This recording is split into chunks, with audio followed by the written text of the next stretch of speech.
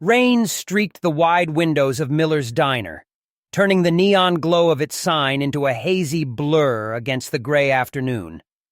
Inside, the place smelled of coffee and frying bacon, the kind of small-town refuge where regulars came for warmth as much as food.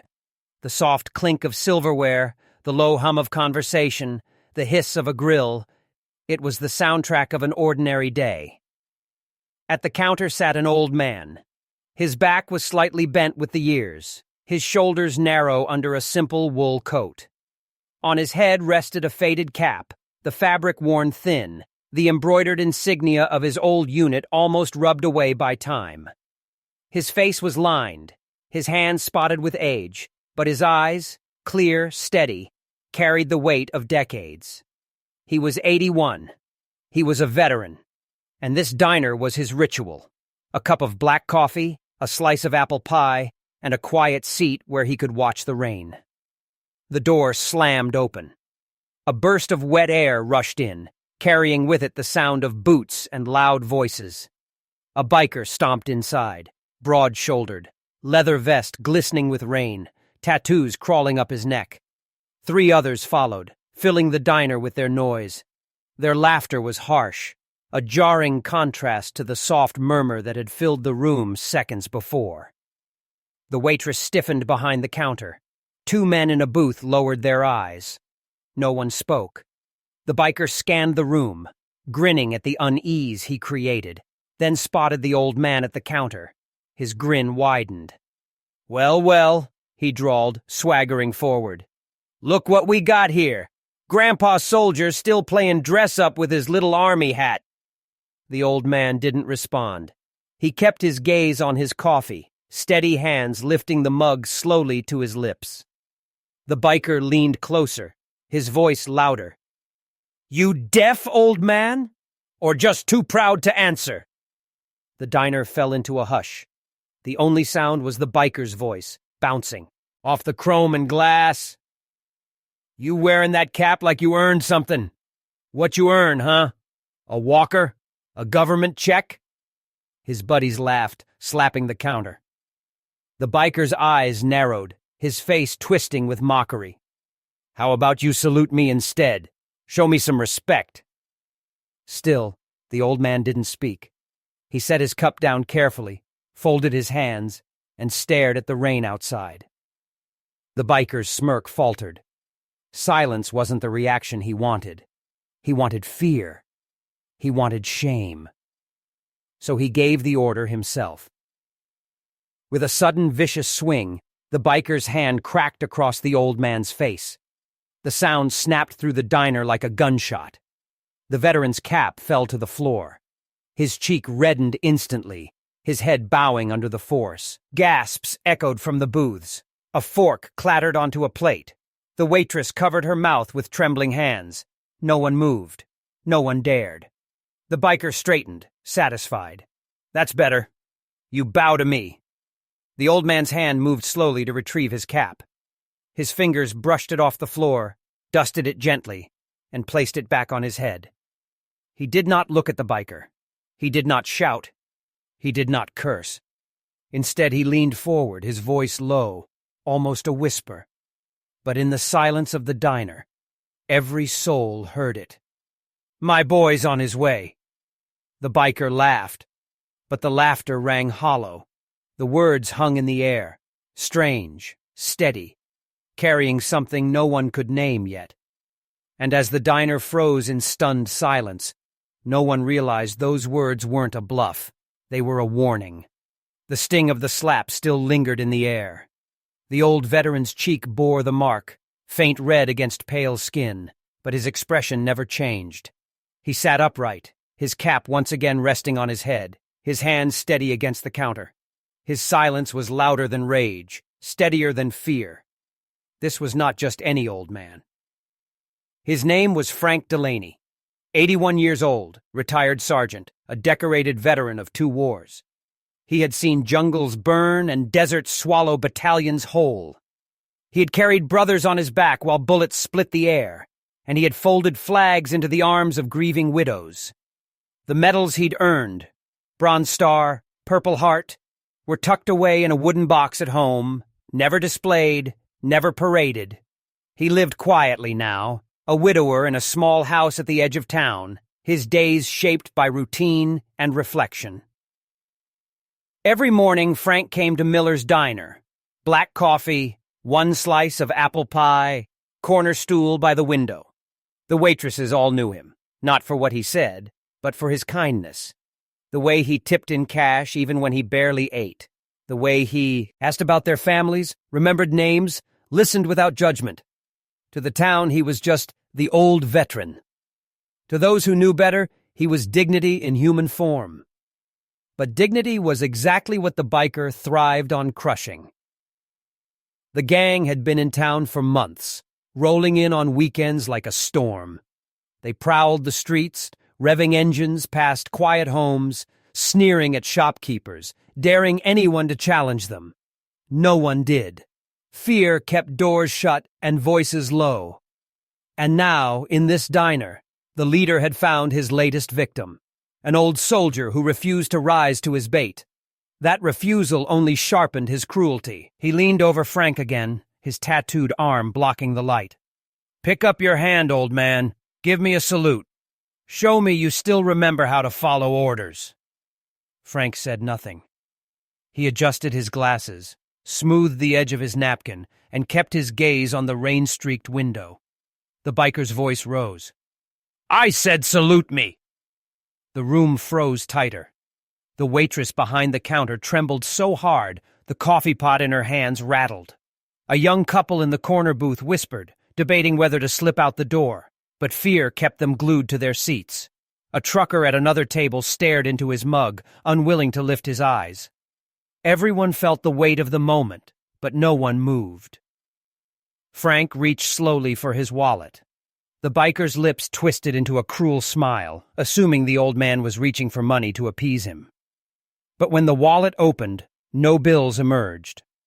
Instead, Frank's fingers brushed against a worn photograph, its corners bent, the ink faded from years of being carried. It was a picture of a man in uniform, tall, sharp, the kind of presence that carried authority even in stillness. His son. Frank looked at the photo for a heartbeat, then tucked it back inside without a word. But that single glimpse did not go unnoticed. The waitress caught it, her eyes widening. A man at the counter shifted, curiosity flickering. The biker snorted, mistaking the moment. "What's that? Your grandson? You think he's gonna save you?" His voice dripped with derision. "Ain't nobody coming for you, old man. Nobody." But Frank didn't answer. His silence stretched, unnerving in its calm. He sat as though rooted, a stone against a wave, waiting. And in that silence, though no one in the diner could explain why, a strange unease settled over them all. It wasn't the silence of fear. It was the silence of patience. The kind that waits for storms to pass. The kind that rise the weight of something unseen, something coming. The biker's laughter rang through the diner, raw and ugly. He slapped the counter with his palm, making the spoons rattle in their cups. His gang joined in, hooting like hyenas circling prey. Frank remained still, his hands folded neatly in front of him, the mark of the slap still fresh on his cheek. Then, without a word, he reached again into his coat pocket. This time, it wasn't for his wallet. His fingers pulled out an old flip phone. Scratched, scuffed, the kind of phone no one carried anymore. He opened it slowly, the quiet click sounding louder than the biker's laughter. The room stilled. Curious now, Frank pressed a single number, lifted the phone to his ear. He didn't look at the biker, didn't look at anyone. His voice was low, steady, almost gentle. "It's time," he said. A pause. "The diner." That was all. He closed the phone with a soft snap and slipped it back into his coat. The biker blinked, confused, then barked out another laugh. "What was that? You calling the cops? Think they're gonna save you? Old man, You think anybody's gonna drive through this rain for you?" His words dripped with contempt, but his eyes flickered with something else. Unease. Frank said nothing. He reached calmly for his coffee, sipped once, set the cup down. The tremble in the waitress's hands steadied just a little. But inside Frank's mind, the silence cracked open into memory. He saw his son, Captain Michael Delaney, Army officer, sharp uniform, sharper mind. A man whose voice carried the weight of command, whose soldiers followed without question. Frank remembered the last time they stood together, his son's hand firm on his shoulder, promising, "I'll always come when you call, Dad." Frank had raised him on discipline, honor, and patience, and Michael had lived those lessons, turning them into leadership that men respected on and off the battlefield. The photograph in his wallet wasn't just sentiment, it was truth. His son was stationed less than 30 minutes away with his unit. They had trained for rapid deployment, for precision, for readiness, and for family. Michael would not hesitate. Back in the diner, the gang grew louder. One grabbed a chair, spun it around, and straddled it, leering at the old man. Another banged a spoon against a glass, chanting, "Salute! Salute!" Their laughter filled the air again, but it was hollow, bouncing against the heavy quiet of Frank's silence. Customers shifted uneasily. The trucker who hadn't looked up now raised his eyes, staring at Frank, with something like disbelief. The young couple in the booth whispered, "Did he just call someone?" The biker leaned in close again, his breath sour, his words sharp. "Nobody's coming. You're just an old man with stories. Nobody cares." Frank turned his wrist slightly, eyes dropping to the face of his watch. The second hand ticked forward, steady as a heartbeat. He nodded once, to himself more than anyone else. 22 minutes, he murmured. The biker scowled. "What did you say?"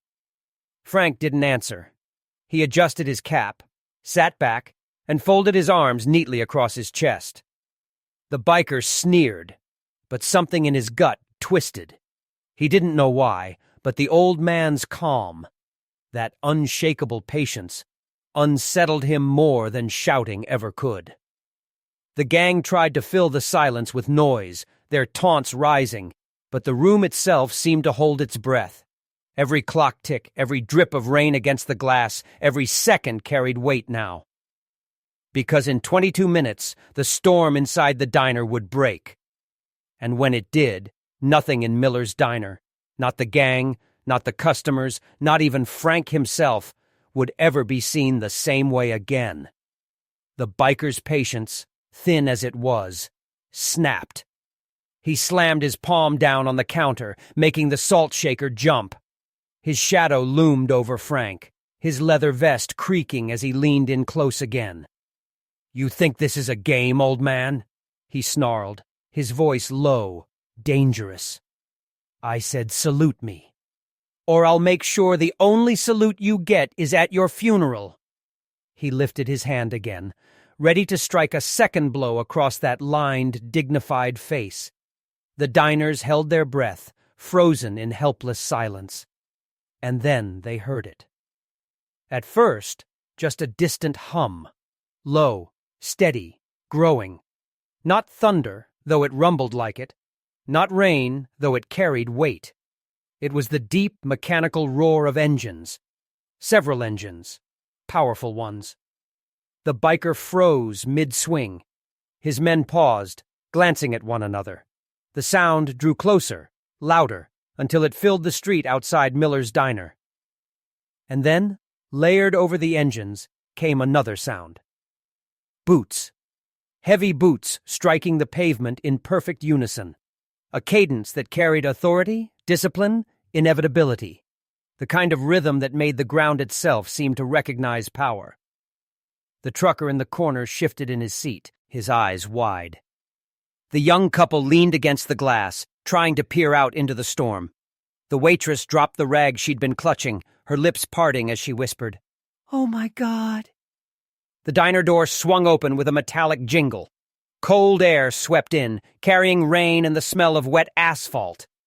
And through that doorway stepped a man in uniform. Tall, broad-shouldered, his posture sharp as a blade. His eyes scanned the room with practiced precision, taking in every detail in a single glance. On his chest gleamed the insignia of rank.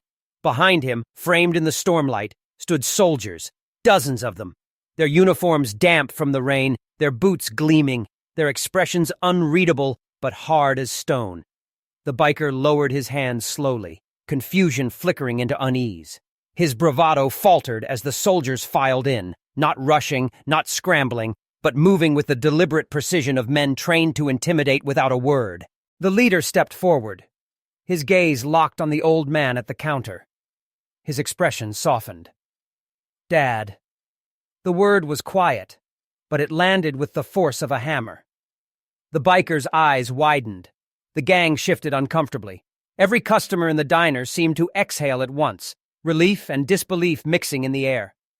The officer moved to his father's side, placing a steady hand on Frank's shoulder. It was both reassurance and declaration. The old man was not alone. Never had been. Frank lifted his chin slightly, his lips curving into the faintest of smiles. He didn't need to speak. His silence had been answered. The soldiers spread out, filling the diner with their presence. They didn't shout. They didn't posture. Their silence was heavier than any biker's laugh. The sound of their boots on the linoleum echoed with quiet authority, a rhythm that silenced even the boldest jeers. The biker, once so loud, suddenly found the words stuck in his throat. His hand dropped to his side. He forced a laugh, thin and brittle. "So what?" Old man called his boy. "You think some uniforms scare me?" His voice cracked at the edges, betraying him. But no one believed him, not even his own men. The officer's gaze turned on him now, steady, cold, unflinching. He didn't need to raise his voice. His silence alone was a question the biker couldn't answer. Frank's son squeezed his father's shoulder once before stepping forward, the soldiers parting to give him room. His boots struck the floor with calm certainty. He stopped just a breath away from the biker, the difference between them like night and day. Discipline against chaos, purpose against arrogance. The biker swallowed, trying to hold his ground. But the weight pressing on him was more than uniforms, more than numbers. It was respect. It was authority. It was the unshakable presence of men who had walked into war and returned stronger. For the first time since entering the diner, the biker said nothing. Frank sat quietly at the counter, his coffee untouched, his cap steady on his head. His eyes were calm. The storm he had promised had arrived, right on time. 22 minutes. The old soldier had waited. Now the waiting was over, and the silence that followed was no longer fear. It was the silence before justice. The diner was silent. The kind of silence that weighed on every chest, made every breath feel stolen. The soldiers stood like a living wall, their uniforms damp with rain, their boots lined in precision against the floor. In the center of it all, Frank's son, Captain Michael Delaney, stood eye to eye with the biker who had dared lay a hand on his father. The biker shifted, trying to mask his unease with swagger. His lips curled, though his voice came out weaker than before. "What's this? You think you can roll in here with your little army and scare me?" He forced a laugh, but it rang hollow. His men fidgeted behind him, no longer laughing. Michael didn't blink. His voice, calm and steady, cut through the room like steel through cloth. "You put your hands on an 81-year-old man. My father, a man who carried this country on his back when he was younger than you." His tone sharpened, low but lethal. "You think that makes you strong?" The biker opened his mouth to retort, but Michael stepped forward, closing the space between them until the biker had no choice but to look into his eyes. "My father bled for this flag. He fought for men he didn't know, for people who never thanked him, for streets like this one where cowards like you hide behind noise and leather." His voice rose, not in anger, but in conviction. And you mock him. You strike him, because deep down, you know you'll never measure up to a man like him. The biker's smirk faltered. His fists clenched, but his eyes betrayed the fear gnawing at him. Michael didn't stop. He turned his gaze, sweeping the diner, addressing everyone. Do you know what honor costs? It costs blood. It costs brothers who never come home. It costs scars you can't see and memories that keep you awake at night. That's what this man paid so that. To you, he jabbed a finger at the biker, could sit here in freedom and decide to waste it on cruelty. The waitress's hands trembled, but not from fear anymore. Tears welled in her eyes. The trucker shifted forward in his booth, nodding faintly. The young couple leaned closer together, their fear melting into awe. Michael's voice softened, but the edge in it cut deeper. You thought you slapped weakness today, but what you struck was sacrifice. And sacrifice doesn't break. It endures. Silence hung heavy. And then, from the line of soldiers behind him, one man stepped forward. His sleeve was rolled up, revealing a scar that ran jagged from his elbow to his wrist. His voice was gravel, rough but strong. I left half my blood in Fallujah, he said quietly. This man's son carried me back. If he says respect this veteran, you damn well respect him. Another soldier stepped forward. He removed his cap, revealing burn scars across his scalp. His eyes locked on the biker. Your little slap? That's nothing. Try waking up every day wondering why you survived when better men didn't. That man's generation taught mine how to carry that weight. One by one, more soldiers stepped forward. Each carried something, scars, medals, memories etched into their faces. They didn't raise their voices. They didn't need to. Their presence spoke louder than threats ever could. The biker's men backed up a step, eyes darting nervously. Their leader, caught in the storm he'd provoked, tried to summon his old bravado. He forced a sneer, though sweat beaded at his temple. You don't scare me, he stammered. Michael took one final step, his boots heavy against the tile. His voice dropped low, almost a whisper, but it carried the weight of a gavel. No one here is trying to scare you. We're teaching you something you should have learned a long time ago. He leaned in, his words sharp as glass. Respect. The biker's mouth opened, but nothing came out. His jaw trembled. His eyes flickered toward the door, toward escape, but the soldier's wall of presence left no way out. His chest heaved, but all the bluster had drained from him, leaving only the small, shrinking figure of a man who had finally met the weight of real power. And then, the fall. The biker lowered his head. His shoulders sagged. The sneer vanished, replaced by the hollow stare of defeat. His hand, the same hand that had struck Frank, dropped limply to his side. In that moment, no one cheered. No one clapped. The silence itself was justice, thicker, heavier, more final than any applause. Michael turned back to his father, placing a firm hand on his shoulder once more. Frank looked up at his son, his lips pressed in the faintest of smiles, his eyes steady. The old soldier didn't need to speak. His son had spoken for him. And the biker, loud, cruel, arrogant, was silent at last. The tension in Miller's diner was a weight pressing down on every chest. The biker stood silent now, his bluster gone, his men shrinking behind him. Michael remained steady, his hand still resting on his father's shoulder, the soldiers arrayed like sentinels at his back. Then came the sudden wail of sirens. Red and blue lights strobed through the rain-slicked windows, painting the chrome and tile in sharp flashes. The waitress, her hands trembling earlier, had made the call while no one was looking. The cavalry had arrived. The door banged open, and 2 police officers entered, rain dripping from their jackets. Their eyes widened as they took in the sight. The gang cornered, the soldiers standing in formation, the old veteran at the center of it all. Karen Miller, The diner's owner stepped forward quickly, her voice steady for the first time in months. "It's them," she said, pointing at the bikers. "They've been terrorizing this town for weeks. And today, they struck him." She gestured to Frank, still seated at the counter, his cap resting proudly on his head. The officers didn't hesitate. They turned not toward the soldiers, not toward Frank, but directly toward the biker gang. "Hands where we can see them!" one barked. The biker opened his mouth to protest, but his men had already begun to comply, their arms raised in shaky surrender. The officers' handcuffs clicked one by one, the metallic sound slicing through the thick silence.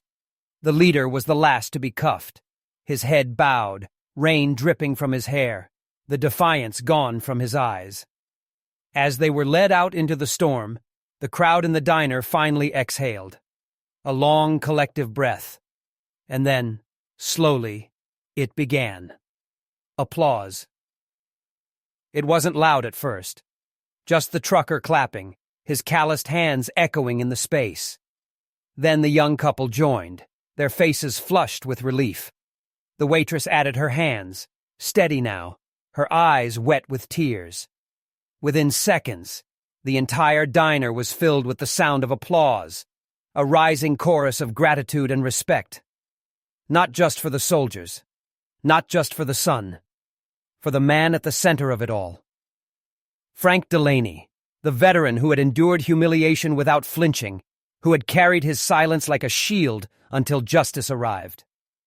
Michael helped his father stand, his arm firm but gentle.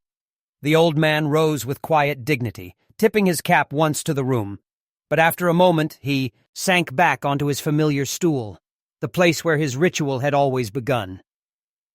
The waitress approached, her hands no longer trembling. She set a fresh cup of coffee in front of him, her voice thick with emotion. "On the house, Frank. Always." Frank lifted the mug, took a slow sip, and nodded his thanks. His son remained beside him, standing tall, a silent guardian in uniform. The soldiers began to file out, one by one, their boots striking the floor with the same steady rhythm they had entered with. They didn't stay for applause, didn't demand recognition. They left the way they came, calm, disciplined, unshakable. The diner, though, was forever changed. For months, fear had kept these people silent. Fear of the gang, fear of retribution. But today, they had seen something else. They had seen courage, quiet, patient, unyielding. They had seen justice not shouted, but carried in on boots and honor. Neighbors who once whispered in shadows now clapped openly, standing tall. The power that had ruled through intimidation was gone, and in its place was respect. Frank leaned back against the counter, his son's hand still on his shoulder. For the first time in a long while, his coffee tasted just right. The storm outside had softened to a drizzle. The last echoes of police sirens faded into the distance, carrying the defeated bikers away. Inside Miller's diner, the air was calm again, but it was a different calm than before. It wasn't silence born of fear. It was silence born of reverence. The soldiers had left as quietly as they had arrived, their boots fading into the night, their formation swallowed by rain and darkness. They hadn't lingered, hadn't sought praise or thanks. They came for one reason, to stand beside a man who once stood for all of them. Now only Frank remained at the counter, his son still at his side. The same stool, the same chipped mug of coffee, the same slice of pie cooling on the plate before him. Yet the moment was transformed. The sting of the slap had faded, replaced by something heavier, something unshakable, dignity restored.